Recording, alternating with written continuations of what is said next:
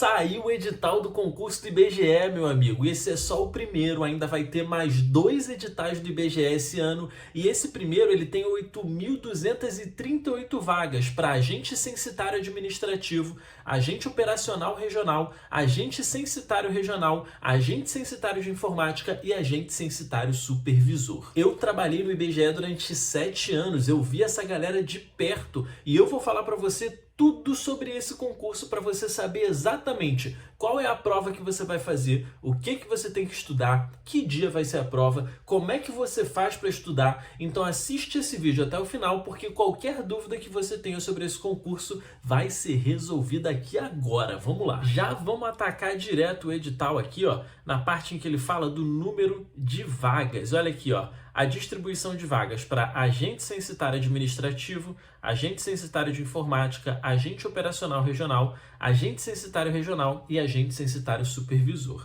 Esse número de vagas aqui é o da ampla concorrência, todo mundo pode concorrer. Esse aqui é o de pessoa preta ou parda, pessoa com deficiência, pessoa indígena e pessoa quilombola. E esse aqui é o total de vagas distribuído no Brasil inteiro, 8.238 vagas. Beleza, Tossan, mas e a remuneração desse pessoal? Tá aqui embaixo, ó. Agente censitário administrativo e agente censitário de informática, R$ 2.128. É um pouquinho menos do que a gente esperava. Eu particularmente esperava que isso aqui fosse R$ 2.676,24, que é o do agente de pesquisa e mapeamento. Mas tudo bem. Por quê? Você vai ver lá na frente que esses cargos aqui eles são os mais tranquilos. Essa galera trabalha dentro do posto de coleta e só precisa ter o ensino médio completo. Trabalho totalmente administrativo, sentadinho na cadeira lá, ó, bonitinho, não tem que ir para a rua. Agora, esses 3 aqui de baixo, ó, vou colocar até numa corzinha diferente, esses eles vão trabalhar bastante, mas olha só, o salário está acima do que eu esperava. Eu esperava 3.379, que é o salário do SCQ, mas o agente operacional regional vai ganhar mais de 4.000, o agente censitário regional 3.858 e o agente censitário supervisor 3.480. Fica tranquilo porque eu vou te falar exatamente o que cada um deles vai fazer, mas ó, não acabou. Todos esses 3 aqui de baixo, eles precisam ter CNH categoria B, Carteira Nacional de Habilitação na categoria B, com o prazo de validade vigente, pode ser definitiva e também pode ser provisória, porque esses 3 caras aqui, ó, eles vão precisar dirigir, tá bom? Além do salário, todos eles têm auxílio alimentação de R$ 1.192, é acima do que eu tinha falado, eu tinha previsto 1.175. Todos eles recebem auxílio transporte e, ó, minha experiência agora, o auxílio transporte ele paga todas as passagens de casa até o trabalho. A única regra é que tem que ser o caminho mais barato. Isso é o que está lá no manual. Se você tem um caminho mais curto, mas ele é mais caro, o IBGE não vai pagar o mais curto. Ele vai pagar o mais barato, mesmo que demore um pouquinho mais. Mas qual é a vantagem? Esse valor ele é pago todo em dinheiro. Então, se você tem, por exemplo, um carro ou uma moto que você usa para trabalhar, você pode pedir o auxílio transporte, receber o auxílio transporte e ir trabalhar com seu veículo particular. Porque esse auxílio transporte, ele não é para pagar o ônibus, ele é para ajudar no seu transporte, mas o cálculo é feito com base no ônibus ou no transporte público. Para quem tem filho menor de 6 anos, você tem auxílio pré-escolar, que se não me engano está R$ 484,90, e férias proporcionais e 13º salário proporcional. Tossan, e o contrato? Eu estou vendo aí, ó, que a duração do contrato é de até 12 meses. A previsão de duração do contrato é de até 12 meses, podendo ser prorrogado desde que o prazo total não exceda 48 meses. Agora, aqui embaixo, ó, os contratos terão vigência de 30 dias, podendo ser sucessivamente prorrogados. E o último contrato poderá ter vigência menor que 30 dias. Por quê? É o último mês de trabalho. Então, pode ser que ele tenha 28 dias, se esse mês cair em fevereiro, por exemplo. E como esse contrato é renovado? Ele explica aqui no edital, ó, a avaliação de desempenho com base em assiduidade, cumprimento de prazos e produtividade. São 3 critérios que tem a nota de 0 a 100. Isso aqui já é a minha experiência dentro do IBGE, tá bom? Se a avaliação for menor que 70 pontos, ou seja, 69 para baixo, o contrato vai ser rescindido. Só que existem outras duas possibilidades. Primeiro, esse cara, você pode ter uma avaliação que seja entre 70 e 75. O que vai acontecer aqui? O seu contrato vai ser renovado mês a mês.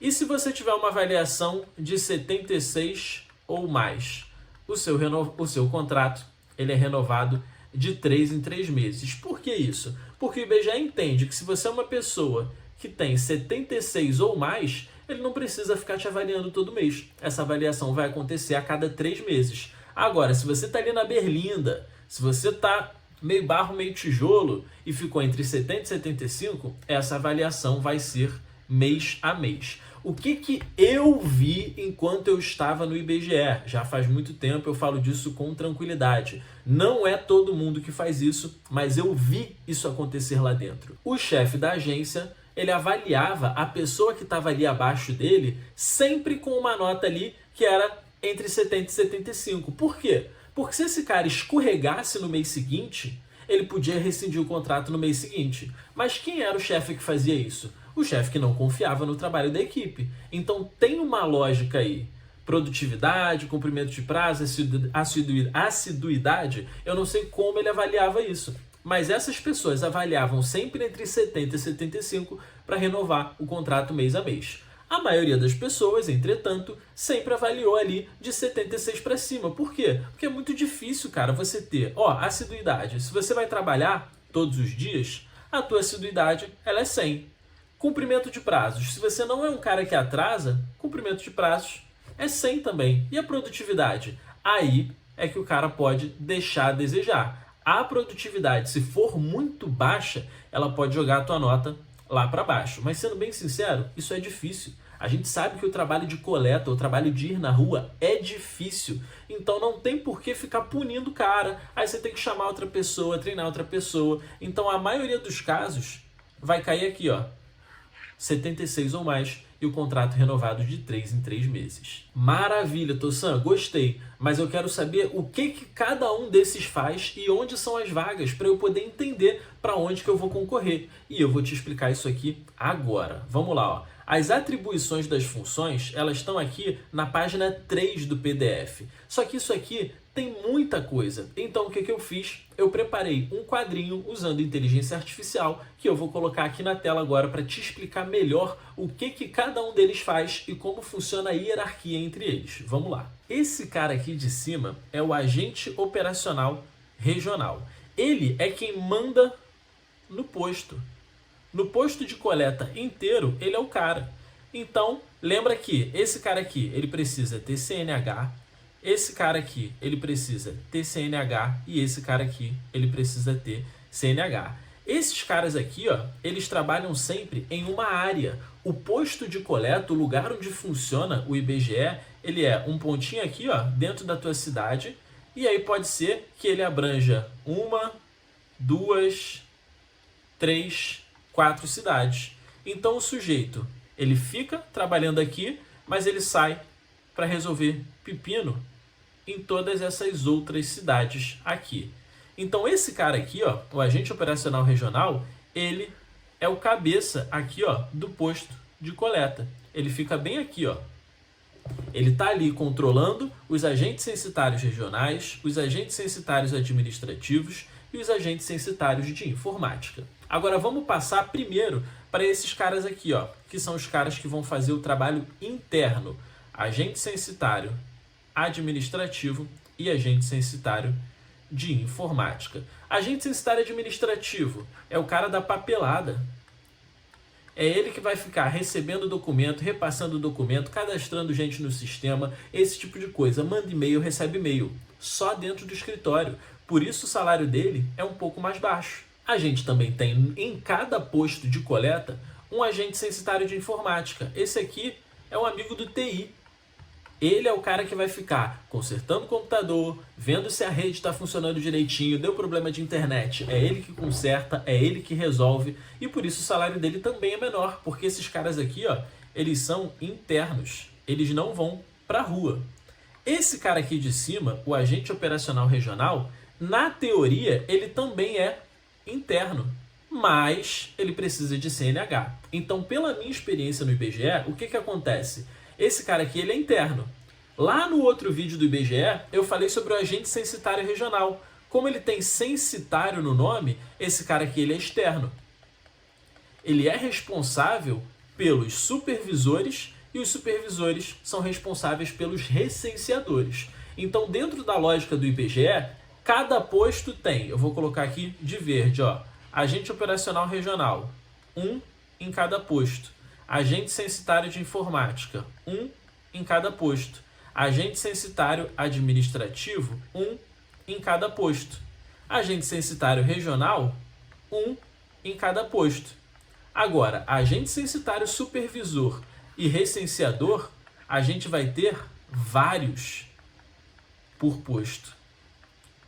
Por quê? Porque o supervisor, olha o tamanho dessa área aqui, ó. Vamos voltar para o desenho dessa área.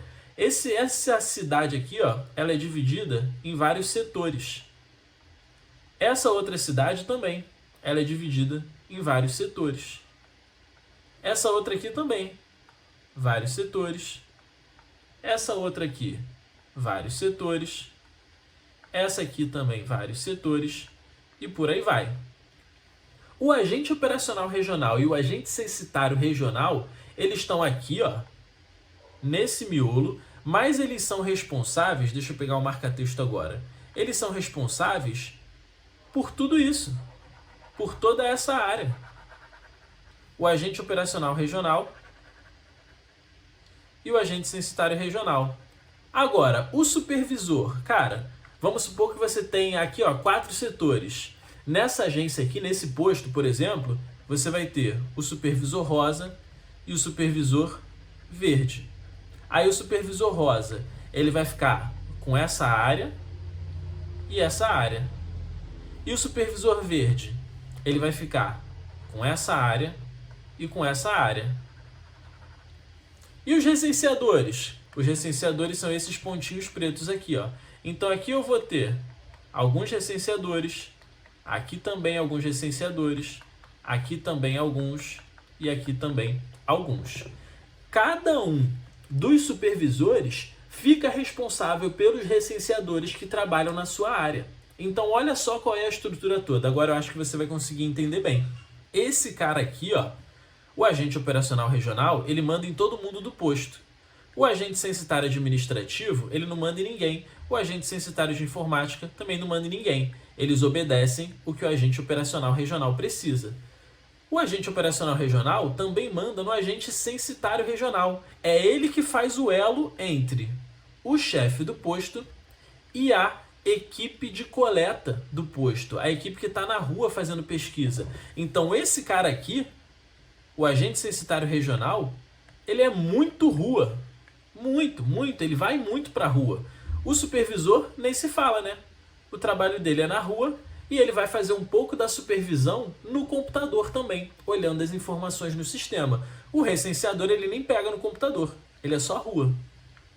E esse cara aqui de cima, o agente operacional regional, ele é interno, mas ele também pode ser rua, vai depender do perfil dele. Se ele for um cara que prefere mandar o agente censitário regional ir para a rua, é o agente censitário regional que vai para a rua. Se ele for um cara que prefere ir para a rua junto, ele também vai para a rua junto. Então você tem essa facilidade aqui. Mas o operacional regional, o censitário regional e o censitário supervisor, os três precisam ter CNH.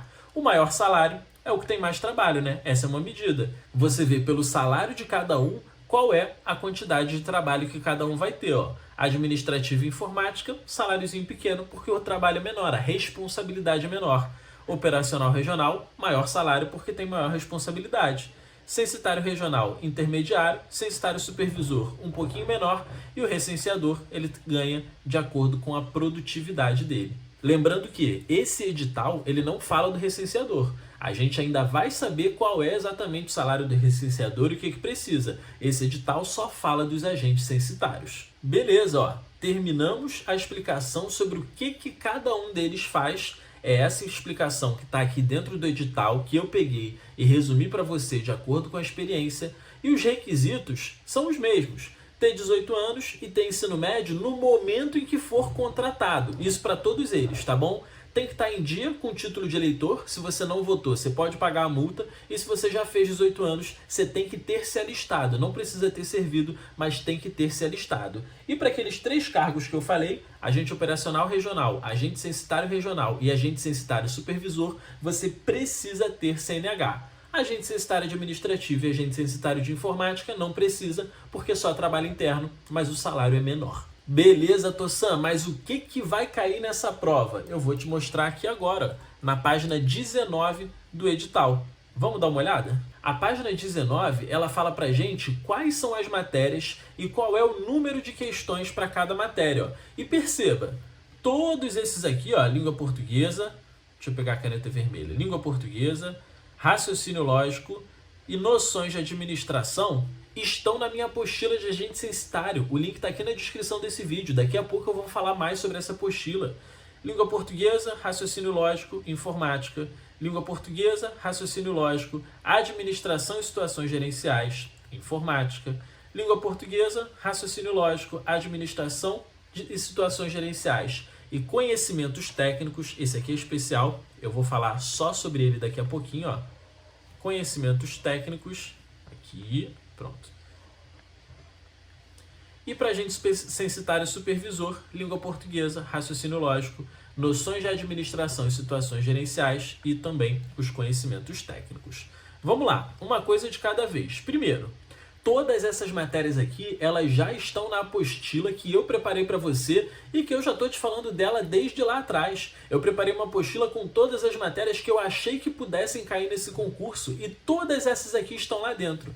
Qual é a única matéria que não está? Conhecimentos técnicos sobre IBGE, porque essa matéria o próprio IBGE deu de graça para você. Então o que eu vou fazer? Eu vou dar aulas dessa matéria de graça aqui no YouTube, toda sexta-feira às 8 horas da noite, começando hoje, tá? Dia 12 de junho de 2026. Primeira aula vai começar às 8 da noite. A aula de hoje vai ser gravada porque eu tenho um compromisso, mas as próximas aulas serão ao vivo. E eu vou usar a minha experiência do IBGE para ensinar você como é que você vai estudar essas matérias e eu vou usar a inteligência artificial para mostrar como isso pode ser cobrado na sua prova. Então, se você quiser assistir, é só se inscrever aqui no canal e ativar a notificação que você vai ser avisado na hora que começar e depois eu vou deixar elas gravadas aqui. Agora, sobre a apostila, o link da apostila está aqui na descrição desse vídeo, a versão que está lá é a versão de antes do edital e agora eu vou levar pelo menos uma semana para atualizar todas as apostilas. Eu fiz uma apostila só para todo mundo. Então, a pessoa que queria estudar para agente censitário administrativo, de informática, operacional regional, censitário supervisor, pegava a mesma apostila. Por quê? A apostila já tem todas essas matérias aqui. Então, é só você se organizar. E a gente tinha um preço menor, porque o concurso ainda não tinha saído. Agora que o concurso saiu, aproveita, porque eu ainda vou atualizar o material e quando o material estiver lá dentro da apostila todo atualizado, esse preço vai aumentar. Então garante a sua apostila agora, aqui no link da descrição desse vídeo, porque assim que ela estiver redondinha, com todos os assuntos 100% organizados, o preço dela vai aumentar. Mas eu repito, todos esses assuntos já estão lá dentro, só que no momento a apostila tem matérias além do que vai ser cobrado. Qual vai ser o seu trabalho? Ignorar a parte de geografia e ética no serviço público. Para os cargos que também não têm informática, você não vai estudar informática. Então, você só vai ter esse trabalhinho aí. Quando a apostila estiver pronta, você não vai ter trabalho nenhum, vai ser só pegar, começar ela do início ao fim e aí, lembrando, né, o preço vai subir. Vamos falar agora da prova. A prova vai ter 60 pontos, se você somar aqui, todos eles têm 60 pontos. Cada um desses cargos vai ser uma prova e todas as provas vão acontecer ao mesmo tempo, no mesmo dia, durante a tarde. Vão ser 4 horas de prova. Cada questão vai valer 1 ponto e vão ser de 0 a 60 pontos. Quem vai ser aprovado nesse concurso? O cara que acertou no mínimo 18 pontos do total da prova e acertou no mínimo 1 ponto em cada disciplina. Você não pode zerar nada. Mas sendo bem sincero, se você fizer o mínimo, você não consegue uma vaga. Você aprova, mas você não classifica. Então muita calma nessa hora, porque você precisa correr atrás de um bom resultado nesse concurso. Agora, se você não sabe montar o teu plano de estudos, não sabe nem por onde começar, está completamente perdido, eu recomendo que você conheça a Escola de Concursados. É o meu curso, é um curso único que serve para todos os concursos que você vai fazer na vida. Por quê? Porque eu te ensino como você monta plano de estudos, por onde você começa a estudar, quanto tempo você começa por dia, eu resolvo questões ao vivo junto com você, eu te mostro como você faz revisão, então tudo que você precisa para começar a estudar para concurso está dentro da Escola de Concursados e qualquer dúvida que você tem a minha ajuda. É só você mandar uma mensagem lá no grupo do WhatsApp e me marcar que no máximo em 24 horas eu vou responder todo mundo.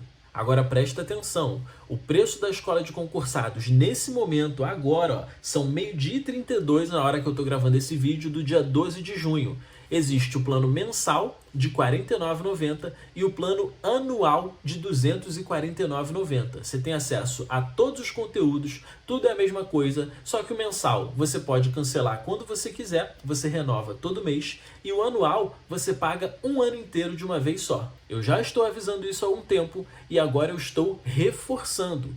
Quando eu colocar todos os materiais do IBGE atualizados lá dentro da Escola de Concursados, esse preço vai aumentar e ele vai aumentar legal, tá? Porque o suporte que eu dou lá, você não encontra em nenhum outro lugar. Eu respondo a tua dúvida a hora que for. A única coisa que eu peço é que você espere no máximo 24 horas. Mas eu respondo dúvida 11 horas da noite, 2 horas da manhã, eu respondo 5 horas da manhã, não importa, eu posso estar no shopping, no mercado, na padaria, se eu tiver um tempinho, eu olho um grupo e eu te dou atenção. Eu digo o que você tem que estudar, eu digo qual concurso é melhor para você fazer no momento em que você está, eu tiro dúvida do teu plano de estudos, eu tiro dúvida da matéria, eu resolvo questão junto contigo lá dentro, então você não está sozinho. Não é um curso que vai te deixar abandonado, muito pelo contrário, eu vou te dar todas as matérias dentro da apostila. Algumas dessas matérias eu tenho as aulas ao vivo que eu dou para você lá, que ficam gravadas lá com todos os materiais, e você tem o meu suporte para tudo que você precisar.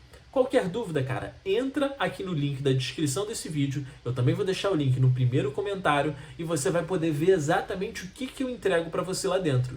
E claro, né, todas as apostilas do IBGE estão incluídas na Escola de Concursados. Lá dentro você também tem a apostila do INSS, do Banco do Brasil, da PRF Administrativo. Então, no momento em que acabar o concurso do IBGE, você não está com o curso encalhado na tua mão. Você tem um material de altíssima qualidade que você consegue usar para estudar para o concurso que você quiser depois desse. Agora, vamos dar uma olhada em quais são as datas desse concurso? Lá na página 217, a gente tem o cronograma previsto. E, ó, previsto quer dizer que ele pode ter alterações. Então, nada que está aqui é certeiro, é escrito em pedra, tá? Ele pode ser alterado. E acontece mesmo, é uma questão de planejamento, é um concurso muito grande. Mas quais são as datas mais importantes que você tem que ficar de olho aqui? Primeira delas, período de inscrições. Começou às 10 horas da manhã de hoje e vai até às 23 horas, tá? 23 horas, não é até às 23h59, é até 23 horas do dia 1º de julho. Então você só tem o final do mês de junho.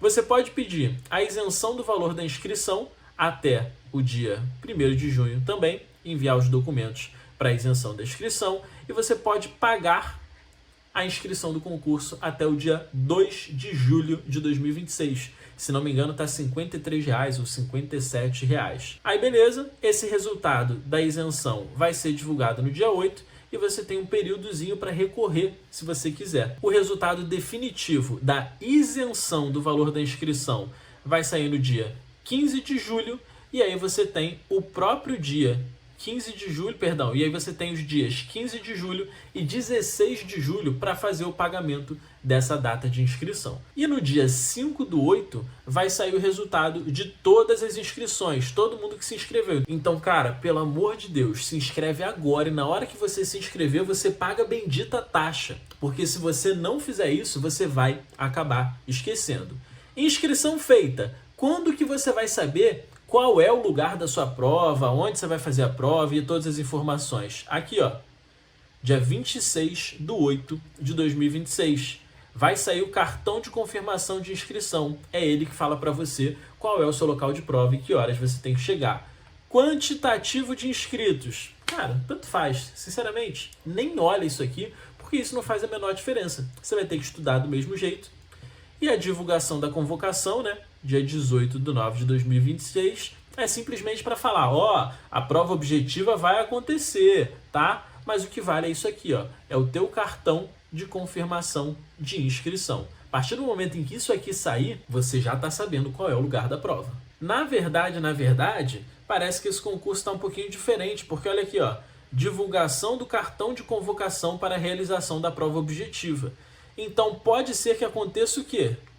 Aqui, ó, você fique sabendo qual é o local da prova, no dia 21/9/2026.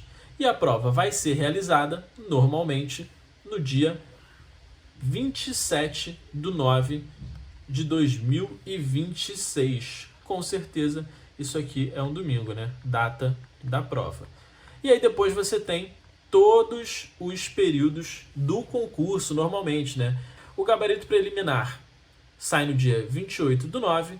Aí você tem um períodozinho para corrigir algum erro que tenha acontecido nos teus dados cadastrais. Tem o período de recurso, que é sempre no dia seguinte ao resultado e no outro dia. E aí depois você tem o resultado dos recursos quase um mês depois, no dia 26/10. O resultado preliminar também nesse mesmo dia, né? Sai junto com o resultado do recurso. Aí você pode entrar com recurso contra o resultado preliminar, é recurso pra caramba, sim, mas é isso. E o resultado definitivo da prova sai aqui, ó, no dia 3/11/2026. Mas o que acontece com esse resultado definitivo? Você ainda tem a convocação para verificar a pessoa preta ou parda, a pessoa com deficiência, a pessoa quilombola. Então, esse resultado aqui, ele é o da prova. O resultado final do concurso, ele é depois de todos os procedimentos de heteroidentificação, lá no dia 18/12/2026. Agora vamos lá, a pergunta que com certeza você vai me fazer. Tossan, o edital saiu agora, ainda dá tempo de estudar para esse concurso? E eu vou ser sincero com você como sempre, você precisa tentar. Quem disser para você assim, ó, não, com certeza dá tempo, é alguém que está querendo te empurrar um cursinho para você comprar. E a pessoa que disser para você, não dá tempo, esquece, ela está sendo um pouco pessimista, porque ela não sabe qual é o seu nível e ela também não sabe qual é o nível da prova. Então o que você faz? Começa a estudar. Começa a organizar os teus estudos, fazer exatamente o que eu ensino na escola de concursados. Se você está perdido, se você está em dúvida, cara, entra lá, porque aquilo não é só um curso, é uma mentoria. Sou eu orientando você em quais são os primeiros passos que você vai dar. Então você vai montar um plano de estudos, vai começar a estudar um pouquinho por dia, vai aumentar a quantidade de tempo que você estuda aos poucos e você vai chegar no IBGE com a melhor preparação possível. Se estiver nos planos de Deus, você vai ser aprovado. E se você não acredita em Deus, cara, se você atingir um nível bom o suficiente, se você acreditar em você mesmo o suficiente, você vai conseguir passar nessa prova. Estudar com seriedade, resolver questões, fazer revisão, tudo isso, né? Só acreditar não adianta. É o que eu sempre falo nas aulas ao vivo. É razão, sentimento e vontade. É você racionalizar que, pô, se um monte de gente passa, por que eu não vou passar? É você ter o sentimento de que você é capaz de passar nessa prova e você ter a vontade de pegar e fazer. E eu deixei isso aqui que eu vou mostrar agora por último, porque é a parte em que você mais vai usar como desculpa. É o quadro de vagas desse concurso. Ó, ele começa lá na página 30, com as vagas de agente censitário administrativo. Lembra que eu falei que era 1 por posto de coleta? Quando você tem um posto de coleta que é muito grande, ou então nas capitais que tem vários postos, você tem mais de um. Mas a maioria dos municípios, olha aqui, ó, é uma vaga para agente censitário administrativo. Ó, tá aqui em cima, agente censitário administrativo, uma vaga. Aí esse aqui tem uma vaga de PPP, esse uma vaga de indígena, e esse aqui, ó, ampla concorrência e PPP. Esse aqui só tem PPP, pessoa preta ou parda, né? Os outros, uma vaga. Aí aqui, ó, Maceió, que é a capital do Alagoas, 4 vagas. E por aí vai. Ah, Tossan, é só uma vaga?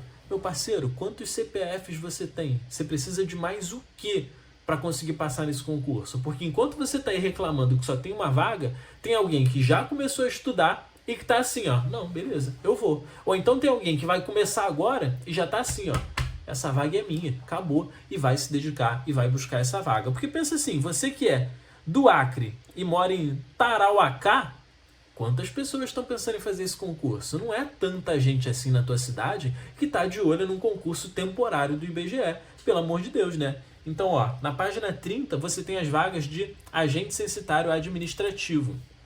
Na página 47 você tem as vagas de agente censitário de informática. Mesma coisa, ó, a maioria é um por município, um por município, um por município.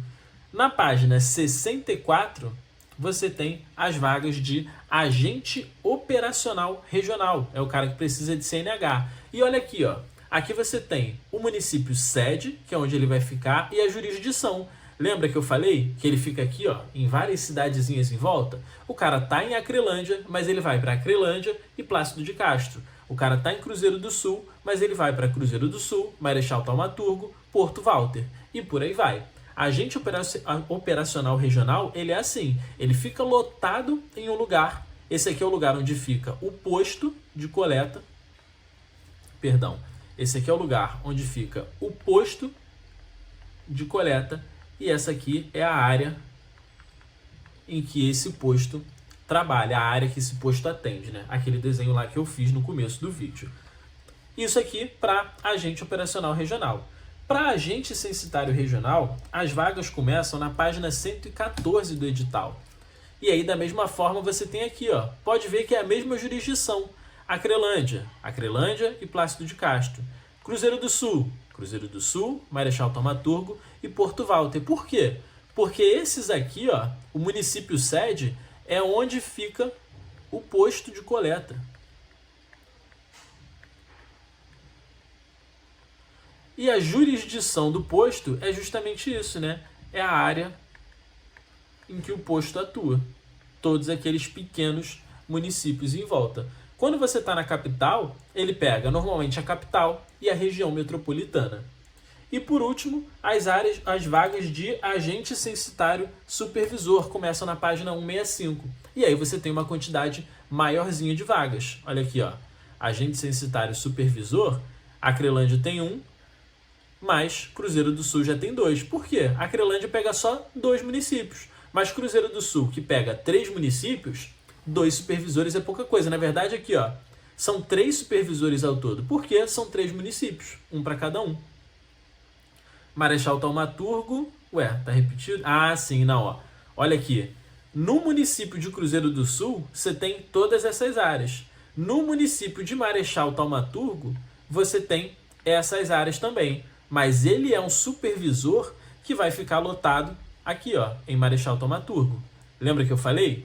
Você tem dentro da mesma agência o posto Cruzeiro do Sul, supervisores que vão atuar em Cruzeiro do Sul e supervisores que vão atuar em Marechal Thaumaturgo. Por quê? Porque esse cara está na rua. Então esse cara tem que ter CNH. Eu espero que você tenha entendido tudo que está aqui. Qualquer coisa, volta nesse vídeo ou então deixa uma pergunta aqui nos comentários que eu vou responder. Eu vou passar o dia dando atenção a essa seção de comentários aqui e eu vou fazer mais vídeos nos próximos dias, cada dia explicando. Um dia sobre o censitário administrativo, um dia sobre informática, um dia sobre o operacional, um dia sobre o censitário, um dia sobre o supervisor. Vou fazer um vídeo para cada um deles explicando em detalhes o que ele faz e como você vai fazer para estudar. E se você ficou curioso com a escola de concursados, queria passar em um concurso, mas não sabia por onde começar, agora você sabe. E eu vou deixar esse vídeo aqui, ó, mostrando a escola de concursados por dentro, para que você tenha certeza de que você está tomando a decisão certa. Vejo você lá dentro da escola. Tamo junto e bom estudo!